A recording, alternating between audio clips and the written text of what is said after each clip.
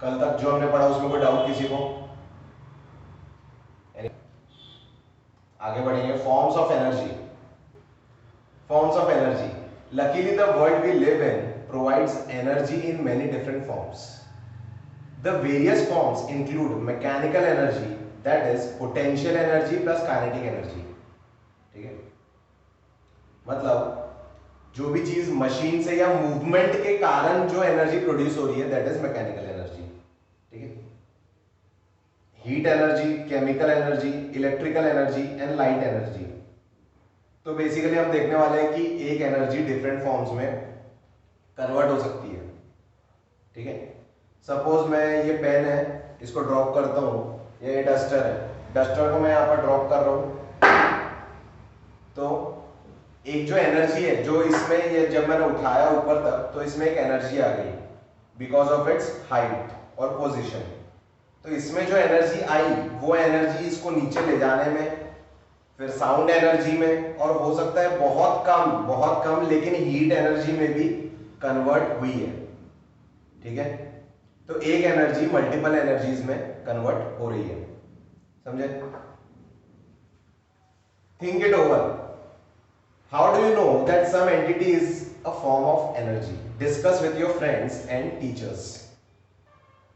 Next page पर है James Prescott joule, जिनके ऊपर वो जूल रखा गया होगा शायद। Unit of energy and work called joule is named after him. देखो उसमें लास्ट लाइन में लिखा है, पेज 150 पर लास्ट लाइन में लिखा होगा। ठीक है, उस बॉक्स के लास्ट लाइन में आगे kinetic energy. Activity 11.6। Take a heavy ball, drop it on a thick bed of sand. A wet bed of sand would be better.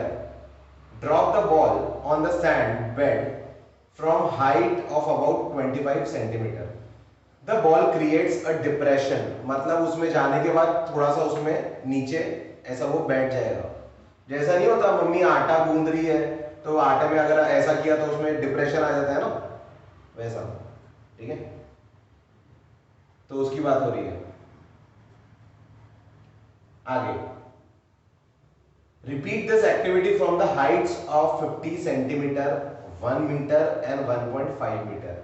Ensure that all the depressions are distinctly visible, clearly visible. मतलब अलग अलग जगह करो तो आपको पता चलेगा जितना ज्यादा हाइट है उस बॉल का उतना ज्यादा वो डिप्रेशन क्रिएट कर रहा है। समझे? आगे make the depressions to indicate the height from which the ball was dropped. Compare their depths, कितना अंदर तक वो बॉल गया। Which one of them is deepest? Which one is the shallowest? Why? What has caused the ball to make a deeper dent? Discuss and analyze. तो जितनी ज्यादा energy हमने उसमें गेन की, सपोज ये डस्टर और पेन दोनों को मैं फेंक रहा हूं गीली सैंड में।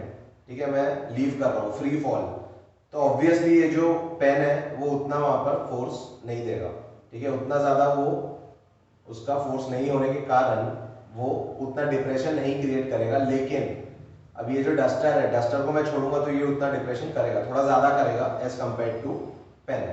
ठीक है, बस ऐसे ही है।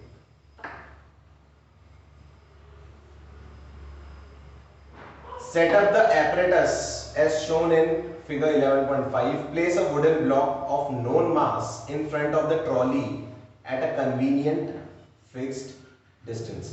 जैसा ऊपर दिख रहा है वैसा हमको सेटअप करना है। Place a known mass on the pan so that the trolley starts moving. ठीक है, मतलब वो जो नीचे पैन है, ऐसा टेबल है अपना, यहां पर उन्होंने रखा दो ब्लॉक्स और यहां पर ट्रॉली, यहां से ऐसा ये व्हील है यहां पर और ये है तुम्हारा पेन। इसके ऊपर वेट रखेंगे तो ये ट्रॉली आगे मूव करेगी, ऐसा है इन दिस डायरेक्शन। ठीक है, the trolley moves forward and hits the wooden block. Fix a stop on the table in such a manner that The trolley stops after hitting the block. The block gets displaced too. तो पहले जब हमने इसमें रखा एक wait, तो ये यहां तक मूव हुआ, उसके बाद में मैंने और वेट डाला उसमें, तो इसके साथ में ये दोनों मूव होने लग गए, ये प्लस ये दोनों मूव होने लग गए ऐसा. Note down the displacement of the block. This means work is done on the block by the trolley as the block has gained energy. ये ट्रॉली है, ये ब्लॉक 1 है, ये ब्लॉक 2 ले लेते हैं इसको. ट्रॉली ने पहले तो इस वेट के कारण ट्रॉली ने यहां तक मूव हुई और इसकी एनर्जी उसमें इसने पास की, इसकी एनर्जी ट्रॉली की एनर्जी बॉल में पास ऑन हो गई और वो पास ऑन होने के बाद ये ये ब्लॉक जो है वो भी मूव कर रहा है साथ साथ में, मतलब एक एनर्जी दूसरे में ट्रांसफर हो रही है. From where does this energy come? Repeat this activity by increasing the mass on the pan, in which case is the displacement more? In which case is the work done more? In this activity, the moving trolley does work and hence it possesses energy. उसमें energy आ गई इसलिए वो काम कर रही है. A moving object can do work. An object moving faster can do more work than an identical object moving relatively slow. ये तो तुमको पता ही है, ये तो तुमको पता है, ठीक है. जो चीज फास्ट मूव करेंगी वो ज्यादा काम करेंगी, है ना. तो जैसा कि मैंने कल कहा था बच्चों को कि मुंह धोकर रखेंगे और कुछ पानी वानी लेकर बैठो, साथ में नींद आएंगी तो पी लेना पानी, ठीक है. हाँ, अब तो पहले क्या होता था कि जैसे क्लास स्टार्ट हो गई, बच्चे आते थे धीरे धीरे साइकिल से जा रहे. अब वैसा नहीं है, ठीक है. तुरंत अपना लैपटॉप खोलो, डिवाइस खोलो, गुड मॉर्निंग बच्चों, शुरू हो जाता क्लास, है ना. अब वो नाटक नहीं है, लेकिन हाँ देखा जाए तो जो चीज फास्ट काम करेंगी वो आगे रहेंगी और वो ज्यादा काम कर सकती है, ठीक है. तो जो बच्चे फास्ट आते थे, पढ़ना है उनको, डाउट सॉल्व करना है, आधा घंटा पहले जाना है, ये सारी चीजें पहले हुआ करती थी, ठीक है. आजकल ये नहीं है ऐसा, तो वो बच्चे आगे रहते थे ऐसा. Moving faster. A moving bullet, blowing wind, a rotating wheel, a speeding stone can do work. How does a bullet pierce the target? How does the wind move the blades of the windmill? Objects in motion possess energy. We call this energy kinetic energy. ठीक है, क्या बोला? Objects in motion possess energy. Underline करो last 3 lines, underline करेंगे last 3 lines. Objects in motion possess energy. We call this energy kinetic energy.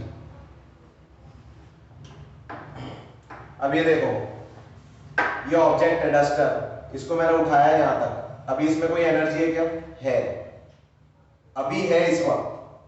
लेकिन ये energy, what ever this energy is called, ये energy convert होगी kinetic energy में. कब? जब ये मूव करेगा.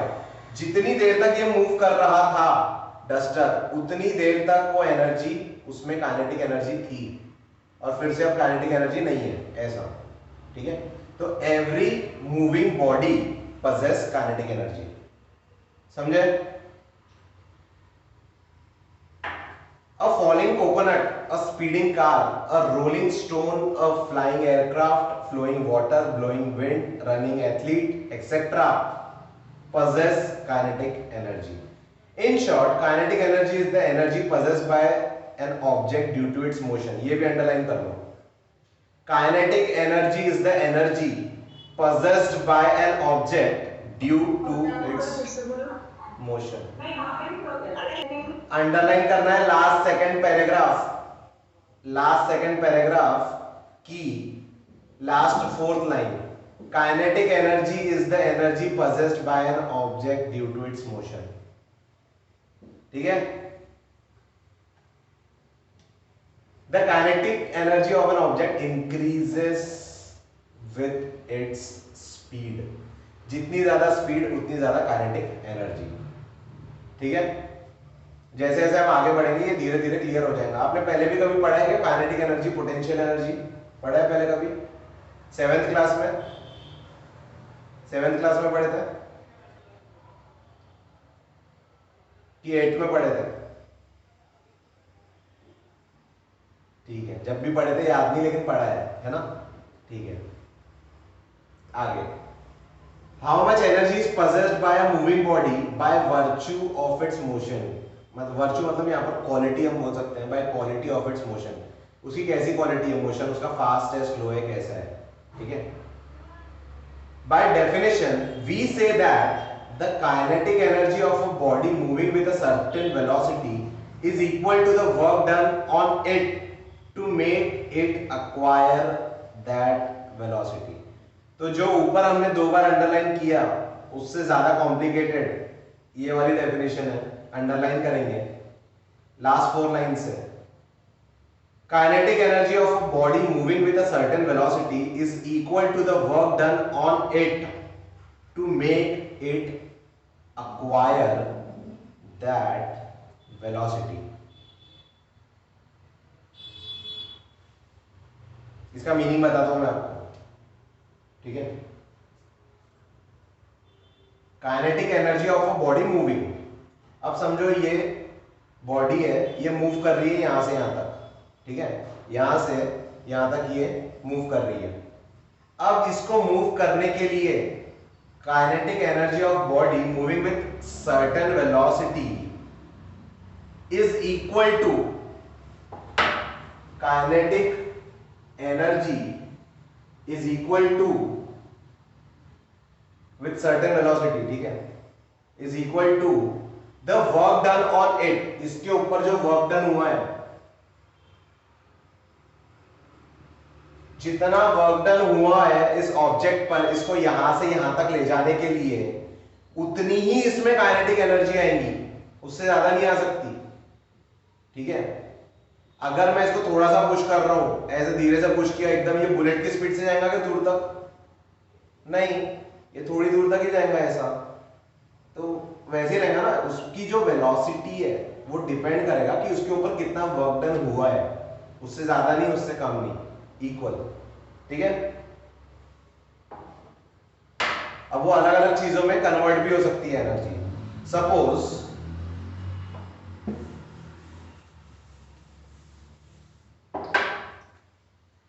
ये प्लेन है, यहां पर ऑब्जेक्ट है, इसके ऊपर वर्क डन किया आपने और इसमें आया डिस्प्लेसमेंट, ठीक है, आपने फोर्स लगाया, इसमें आया डिस्प्लेसमेंट, लेकिन यहां पर एक रिटार्डिंग फोर्स भी इसके ऊपर काम कर रहा है, जो हमने पहले पढ़ा है, फ्रिक्शनल फोर्स, ठीक है। तो वो उसको भी काउंट करना पड़ेगा ना। हम सिर्फ इसको काउंट करेंगे कि भैया इसका मास है, वेलोसिटी है, इसको काउंट करेंगे और फिर वर्क डन काउंट करेंगे, तो ये दोनों इक्वल नहीं आएगा। फिर तुम बोलोगे सर ये इक्वल नहीं है, क्यों? क्योंकि कुछ एनर्जी यहां पर भी गई है, हमने इसको इक्वेट नहीं किया हमारे इक्वेशन में, तो इसलिए कभी कभी हम फ्रिक्शनल फोर्स भूल जाते हैं, जो कि सबसे इंपॉर्टेंट फोर्स है, ठीक है। तो ये last 4 lines, this is proper definition of kinetic energy. Kinetic energy work done is equal energy और वर्क डन दोनों का यूनिट सेम है, ये हमने कल देखा था, याद आ रहा है कुछ कुछ? तो जब दोनों का सब कुछ सेम है तो उसको हम इक्वेट कर सकते हैं ना, लिख सकते हैं ना, इक्वल है, ठीक है। चलो आगे, अब डिराइव करेंगे इक्वेशन, पेज 151, ये आता है आपको पेपर में, डेरिवेशन। जो भी आप पढ़ने वाले हो बहुत इंपॉर्टेंट है, पूरा ध्यान केंद्रित कर लो अपना, ठीक है। Let us now express the kinetic energy of an object in the form of an equation. Consider an object of mass m moving with a uniform velocity u. Let it now be displaced through the distance s when a constant force F acts on it in the direction of its displacement, ठीक है। उसके ऊपर एक F force लगा, वो S displace हुआ इतने distance से, ये उसका मास है, मास m, और उसकी इनिशियल वेलोसिटी को हम ले रहे हैं u। ठीक है, तो ये आपको बताना पड़ेगा ये सब लिखकर कि लेट दिस बी दिस। ठीक है, ये इंपॉर्टेंट है। कहां से? कंसिडर, कंसिडर से लेकर डिस्प्लेसमेंट तक, कंसिडर से लेकर डिस्प्लेसमेंट तक इंपॉर्टेंट है, अंडरलाइन करना है। आगे from equation 11.1 the work done W is equal to F S, ये हमको पता है, work done is equal to force into displacement. आगे the work done on an object will cause a change in its velocity, तो जो पहले velocity थी और जो बाद में है दोनों में फर्क रहेगा ना, क्योंकि वर्क डन होने के बाद उसकी वेलोसिटी चेंज होगी, वो मूवमेंट करेगा, तो it will achieve certain velocity, उसकी कोई वेलोसिटी आ जाएगी उसके अंदर v, u initial v final, ऐसा हम बोलेंगे।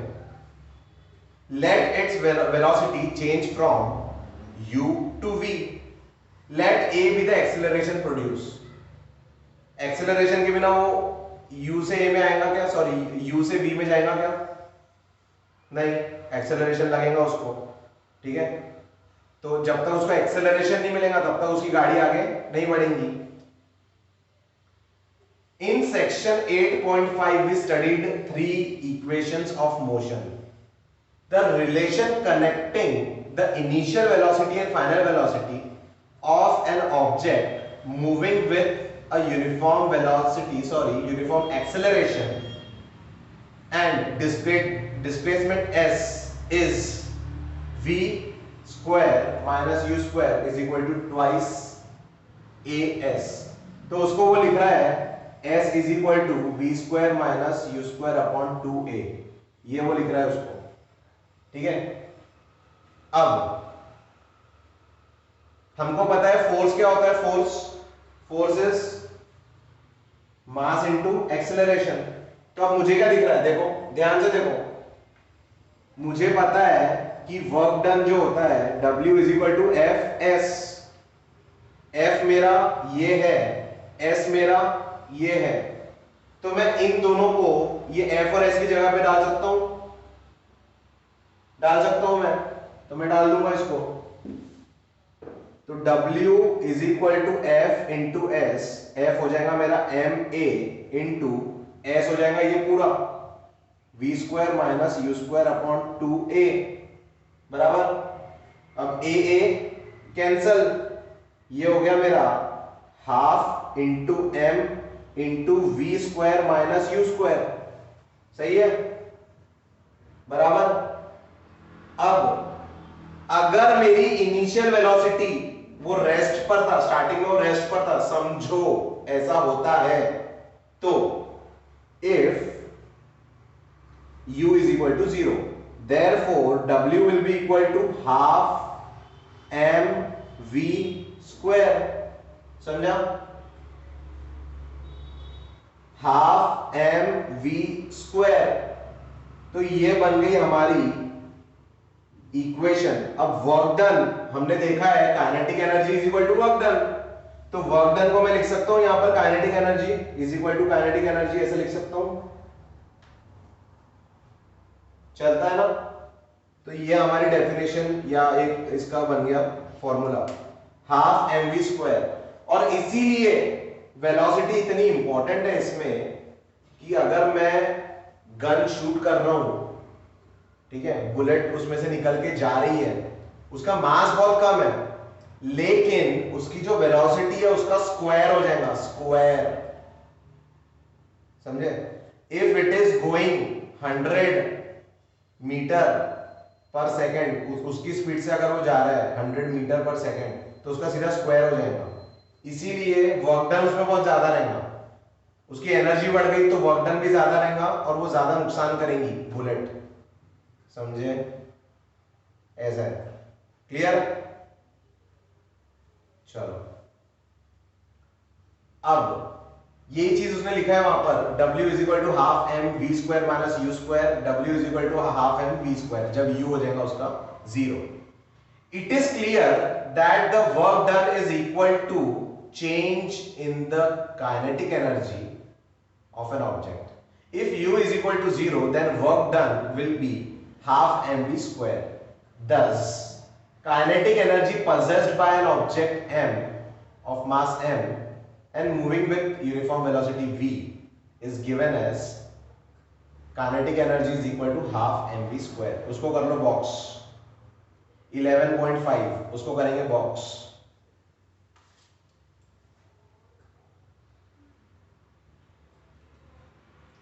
किया.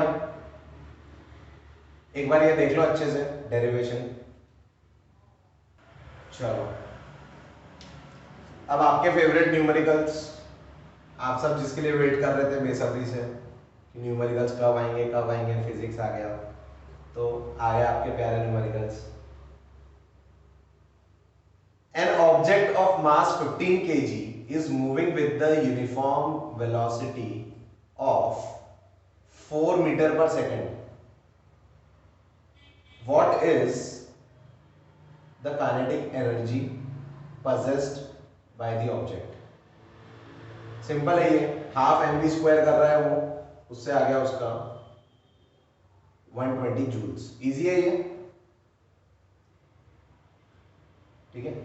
लेकिन लग रहा इजी है वो, अब धीरे धीरे टफ होगा. जैसे केजी का वो रहेगा ग्राम में, ठीक है, या कोई और यूनिट्स चेंज हो सकते हैं, तो उसको हमको नॉर्मल यूनिट्स में लाना पड़ेगा, जो हमारे फेवरेबल यूनिट्स है उसमें लाना पड़ेगा. सर आपकी आवाज नहीं आ रही.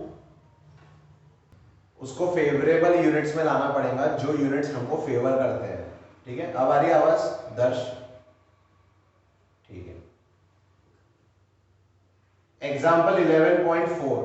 What is the work to be done to increase the velocity of a car from 30 km per hour to 60 km per hour? ये दी है उसकी velocity.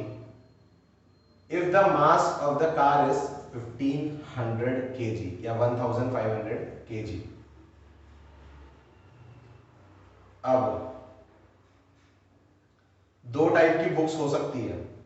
इसका जो फाइनल आंसर है ये वाले क्वेश्चन का 11.4 एग्जाम्पल का जो फाइनल आंसर है, दैट आंसर इज 156,250. ये फाइनल आंसर है न्यू बुक में. ठीक है, न्यू बुक में ये आंसर है फाइनल, एंड ओल्ड बुक में कुछ चेंजेस है इसमें. ओल्ड बुक में जो आंसर है दैट इज 156,375 जूल्स. ये आंसर गलत है, ये आंसर सही है. ठीक है, तो आपके इसमें कोई है क्या ऐसा जिसका ये है बुक में लिखा हुआ? कोई है? नहीं, सबके इसमें ये है. ठीक है, ये फाइनल आंसर की बात कर रहा हूं मैं. अब हम चलेंगे स्टेप वाइज, एक एक करके देखेंगे हम. सबसे पहले उसने लिखा है mass of car and initial velocity, तो उसने निकाल लिया उसका 30 किलोमीटर पर आवर को उसने कन्वर्ट किया है मीटर पर सेकंड में. किलोमीटर पर आवर को मीटर पर सेकंड में कैसे करते हैं, याद आ रहा है कि कुछ?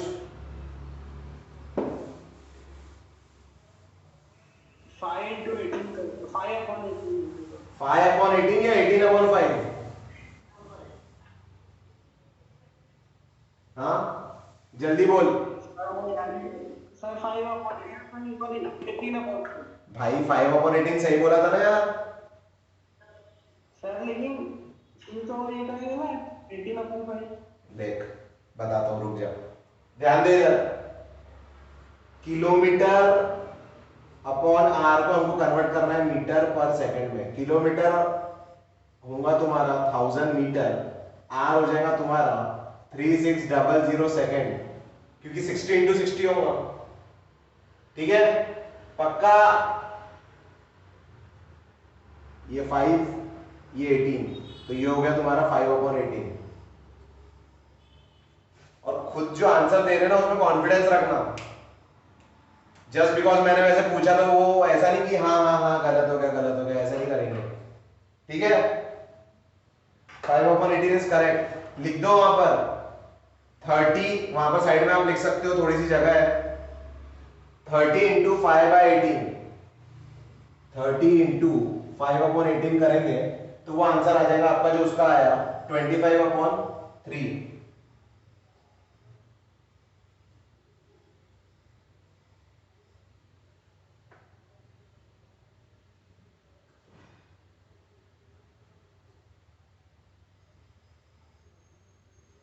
आ रहा है देखो, है ना।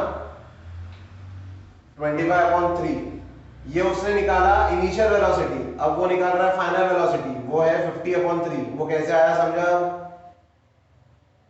अगेन 5/18 से मल्टीप्लाई करेंगे तो आ जाएगा 50/3। अब आया उसका इनिशियल और दूसरा आया उसका फाइनल। अब वो क्या कर रहा है, वो दोनों एनर्जी अलग अलग निकाल रहा है। देखो उसने लिखा है E K I, मतलब ये I क्या है, इनिशियल, और EKF ये है फाइनल, ठीक है। उसे ऐसे दो निकाला है नीचे में अलग अलग से। हम वैसा नहीं करते हुए उसको इजी भी कर सकते हैं। हम इजी कैसे करेंगे? अब जहां से उसने लिखा है therefore the initial kinetic energy, वहां से लेकर नीचे तक जो है 625,000/3, वहां तक कोई काम का नहीं है, उसको हम इजी कर सकते हैं। कैसे? हमको निकालना क्या है, वर्क डन निकालना है। क्वेश्चन में देखो work done, what is the work to be done, तो हमको निकालना है वर्क डन। तो वर्क डन क्या होता है, हमने देखा है work done is half m v² minus u², ठीक है। तो ये हाफ हो गया, m कितना है हमारा, m इज 1500, ब्रैकेट में v² कितना आया था, v आया था तुम्हारा 50/3, तो ये हो जाएगा 50/3 का होल स्क्वायर माइनस 25/3 का whole square.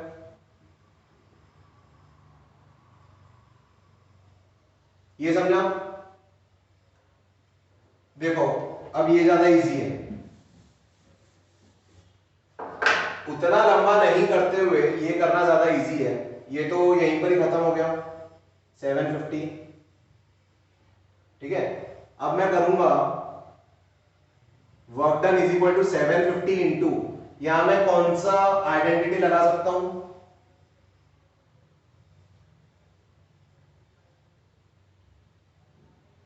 E² minus B² is equals to A plus V into A minus B। Yes, मैं ये कर सकता हूं यहां पर V plus U, V minus U ऐसा कर सकता हूं। तो ये हो जाएगा 50 प्लस 25 या 50/3, 25/3, 50/3 माइनस 25/3। तो ये हो गया मेरा 750 इंटू 75/3 इंटू 25/3। ये तो कटेगा शायद 2 5 25, और ये 3 इससे कटेगा 250, तो ये हो जाएगा 250 इंटू 25 इंटू 25। ये करके देखो तो वो आंसर आ जाएगा जो उसका फाइनल आंसर है। करके देखो फास्ट, 25 25 625, तो 250 इंटू 625 ये करना है आपको, करो जल्दी। आंसर आ रहा है। आ रहा है? तो तुमको जो भी इजी लगे, मुझे ऐसा पर्सनली फील होता है कि ये वाला पार्ट ज्यादा इजी है, ठीक है। इस तरह से करेंगे तो आंसर फास्ट आएगा और इजीली आएगा, मतलब एक ही कैलकुलेशन करना है, और वो है ये वाला थ्रू आउट, स्टार्टिंग से लेकर आखिरी तक एक ही बार आपको रफ ऑफ कॉलम में जाना है, only one time, and that is this. Otherwise आपको रफ ऑफ कॉलम में जाने की जरूरत ही नहीं है, समझे। और जो इसमें दिया हुआ है, हो सकता है इसमें आपको 2-3 बार जाना पड़े रफ कॉलम में, तो टाइम सेव होगा इसमें आपका। जिसको ये ऐसा लिख कर रखना है साइड में या स्टिकी नोट्स में या कोई पेज में, वो लिख कर रख लो, ठीक है। उस क्वेश्चन को इस तरह से करेंगे तो बेटर होगा, और ना कि जैसा वहां पर दिया है।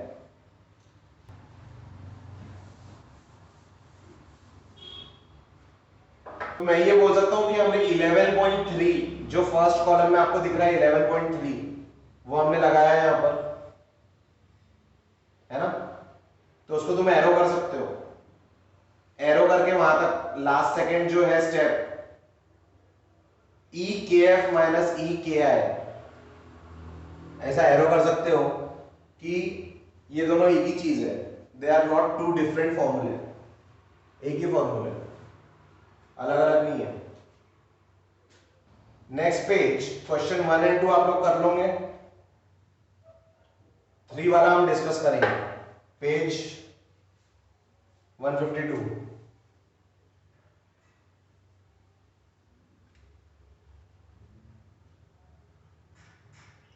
हो गया sir. Okay, kinetic energy of an object, third वाला क्वेश्चन देख रहे हैं हम लोग पेज 152 पर। Kinetic energy of an object of mass m moving with a velocity of 5 metre पर सेकेंड इज 25 जूल। तो काइनेटिक एनर्जी दी है हमको और मास दिया है उसका, सॉरी उसकी वेलोसिटी दी है।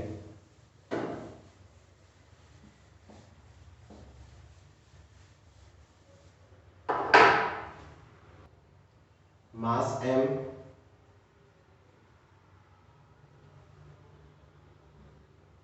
वेलोसिटी दी है उसकी 5 मीटर पर second, and kinetic energy is given as 25 joules.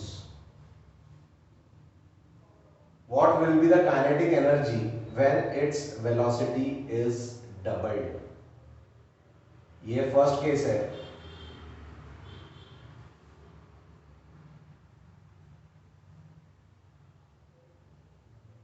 Velocity उसकी डबल कर रहे हैं, what will be it's kinetic energy when its velocity is increased 3 times.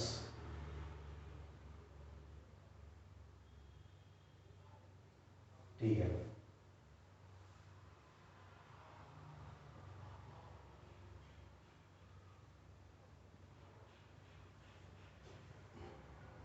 बहुत ज्यादा इजी क्वेश्चन है ये, बताओ। First,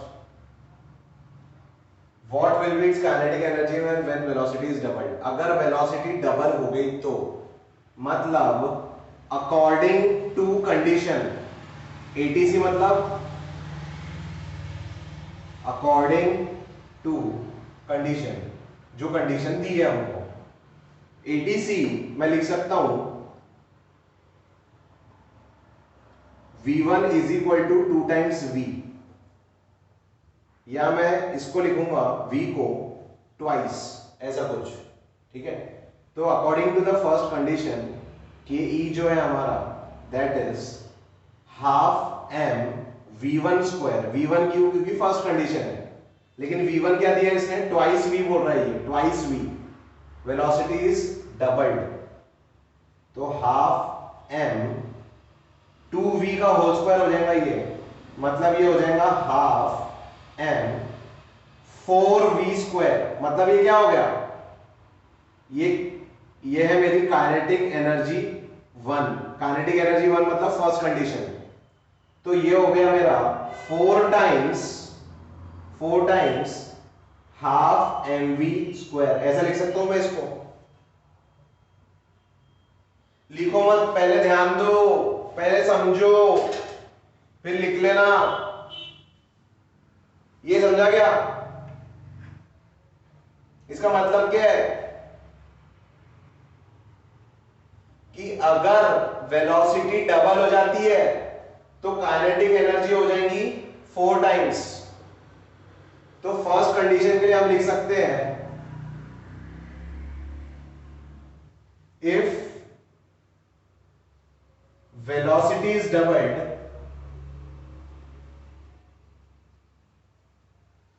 kinetic energy increases 4 times. लेकिन उसने बोला क्या है, what will be it's kinetic energy, exact क्या रहेंगी वो बताओ। तो पहले कितनी दी थी 25, therefore kinetic energy 1 will be 25 into 4, that will be 100 joules, ऐसा मैं बोल सकता हूं, ठीक है। अब वो बोल रहा है what will be the kinetic energy if velocity is increased 3 times, कितनी रहेंगी बताओ, कितने से इंक्रीज होगी काइनेटिक एनर्जी? 9 टाइम्स। 9 टाइम्स होगा ना, 3 3 9 आ जाएगा, यहां पर सब कुछ सेम रहेगा, ये सेकंड हो जाएगा, काइनेटिक एनर्जी 2 हो जाएगा और यहां पर 9 आएगा, समझे? स्टार्ट, लिखो और उसका आंसर भी निकाल कर बताना है आपको। ke2 is equal to half m v2 का whole square, since v2 is equal to thrice v, 3 times हो जाएगा, तो ke2 will be half m 3v का whole square, this will be 9 times half mv square, 9 times 25 is equal to, बताना कितना आएगा, answer बताना कितना आएगा जल्दी।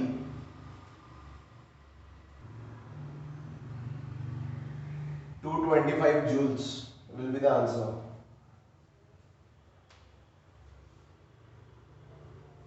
सबको समझ में आया ये क्वेश्चन? अब मुझे ऐसा लग रहा है कि ये जो था यहां पर, this is given to confuse, ये हम बोल सकते हैं,